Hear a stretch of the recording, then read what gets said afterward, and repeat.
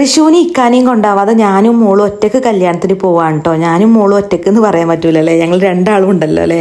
അപ്പോൾ സംഭവം എന്താണെന്ന് വെച്ചാൽ ഞങ്ങൾ നാട്ടിലുള്ള കല്യാണമാണ് കേട്ടോ. ഇനിയും മോളൂനെയും കാര്യമായിട്ട് വീട്ടിൽ വന്ന് ക്ഷണിച്ചിട്ടുണ്ട്. അപ്പോൾ ഞങ്ങൾക്ക് പോവാതിരിക്കാൻ പറ്റൂലല്ലോ. അങ്ങനെ ഞങ്ങൾ കല്യാണത്തിന് പോയി ചോറൊക്കെ തിന്ന് വേറൊരു സ്ഥലത്തേക്ക് പോവാണ് കേട്ടോ. അങ്ങനെ പോണ വൈക്കാണ് കേട്ടോ പാലടപ്രഥമൻ കണ്ടത്. എന്നാൽ പിന്നെ ഓരോ ഗ്ലാസ് പായസം കുടിച്ചിട്ടാവാൻ യാത്ര എന്ന് വിചാരിച്ചു കേട്ടോ.